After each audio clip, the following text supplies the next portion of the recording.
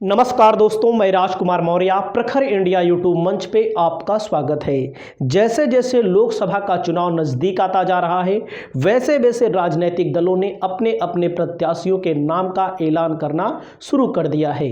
वहीं पर हम बात करेंगे आज लोकसभा बदायूं की, जहां से वर्तमान सांसद हैं भारतीय जनता पार्टी के टिकट पर जीती थी संघमित्रा मौर्य, जो स्वामी प्रसाद मौर्य समाजवादी पार्टी के राष्ट्रीय महासचिव हैं, समाजवादी पार्टी के एमएलसी हैं। उनकी बेटी संघमित्रा मौर्य 2019 के चुनाव में लोकसभा बदायूं से चुनाव जीती थी।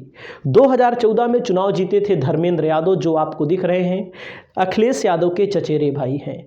अखिलेश यादव की यह परंपरागत सीट मानी जाती है यादव परिवार की, लेकिन जब सपा बसपा का गठबंधन होता है 2019 में, तब यह सीट समाजवादी पार्टी हार जाती है।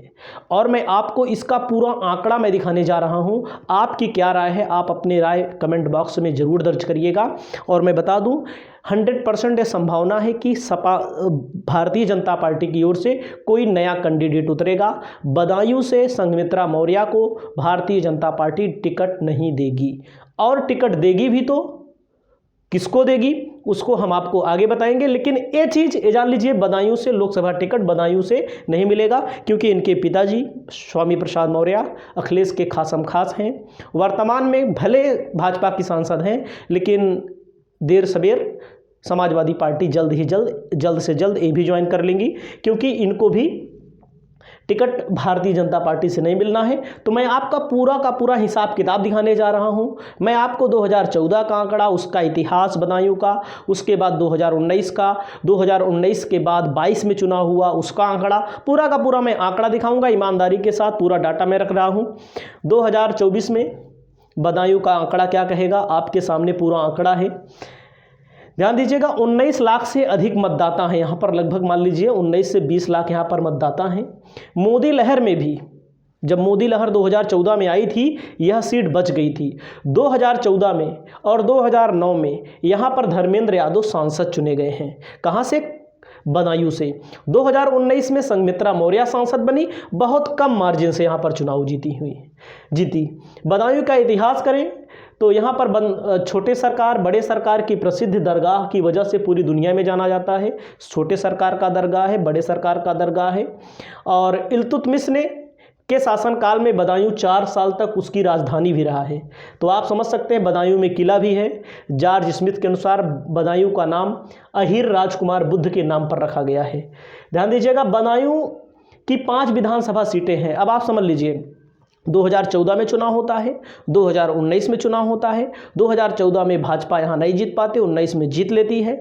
वो भी कारण इसका मैं बता दूं, सपा बसपा का गठबंधन था, जहां पर यादवों का गढ़ है माना जाता है, लोग कहते हैं। और मैं किसी के ऊपर आरोप प्रत्यारोप नहीं लगा रहा हूं कि यादवों का वर्चस्व जहां पर है, वहां पर दलित यादव को वोट नहीं देते हैं, ऐसा कहते हैं लोग। लेकिन ये चीज़ हमारे इलाके में तो ठीक नहीं बैठती है, देते भी हैं।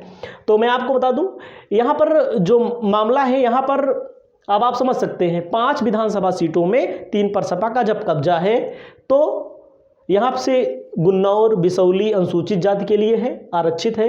साहसवान, बिलसी और बदायूं। गुन्नौर की बात करें, वर्तमान में सपा की तरफ से खिलाड़ी सिंह विधायक हैं, यहाँ पर राम खिलाड़ी सिंह विधायक हैं। 22 के चुनाव में भाजपा के अतुल कुमार को शिकस्त दे दिया था। बिसौली से सपा का कब्जा है, जहाँ पर आशुतोष मौर्य विधायक हैं। बदायूं विधानसभा सीट पर भाजपा के महेश गुप्ता, सपा के रायस अहमद को हराया था इन्होंने। साहसवान विधानसभा की सीट की बात करें, सपा के कब्जे में है, मतलब कि ब्रजेश यादव विधायक हैं। उसके बाद हरीश साग के भाजपा की तरफ से लड़े थे बिलसी से, सपा की तरफ से ज्ञान प्रकाश मौर्य को इन्होंने हरा दिया। यानी कि कुल मिलाकर मौर्य की यहाँ पर अच्छी खासी आबादी है। मौर्य, साग के सैनी, कुशवाहा की अच्छी खासी आबादी है। तभी यहाँ पर भारतीय जनता पार्टी ने स्वामी प्रसाद मौर्य की बेटी संघमित्रा मौर्य को टिकट दिया था। तो आपको मैं बता दूं, बदायूं लोकसभा सीट पर भाजपा आखिरकार 1991 में जीती थी। इसके बाद लगातार समाजवादी पार्टी जीतती रही। 2019 में भाजपा फिर से यहाँ पर चुनाव जीत जाती है। उसके बाद आप देख सकते हैं, 2014 में धर्मेंद्र यादव को 48% वोट मिला था, और 2014 का बदला, और भाजपा को यहाँ पर 32%। 2014 का बदला संघमित्रा मौर्य ने भाजपा की तरफ से ले लिया। तो यहाँ पर कौन कब कब सांसद रहा इसकी बारे में भी जान देख सकते हैं आप।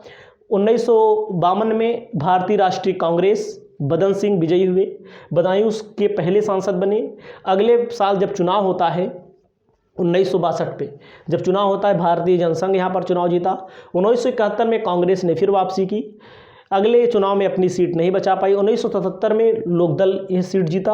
1980 1984 में कांग्रेस के झोली में आई, 89 में जनता दल, 91 में बीजेपी ने यहाँ पर खाता खोला था अपना, और 1996 से समाजवादी पार्टी का कब्जा है, लेकिन 2019 में कब्जा चला गया था। 1996 से 2009 तक यहाँ पर 4 बार इस सीट पर जीते हैं सलीम इकबाल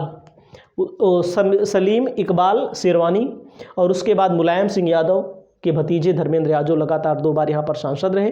तो एक तरह से अगर हम माने विधानसभा रिजल्ट का अगर हम एक पैमाना माने तो यहाँ पर बदायूं लोकसभा सीट पर समाजवादी पार्टी एक बार फिर से आ सकती है, इंडिया गठबंधन यहाँ पर फिर से चुनाव जीत सकता है। इसके बारे में आपकी क्या राय है, आप अपनी राय रखिए। चैनल पर पहली बार आए तो चैनल को सब्सक्राइब करके सपोर्ट जरूर करिए।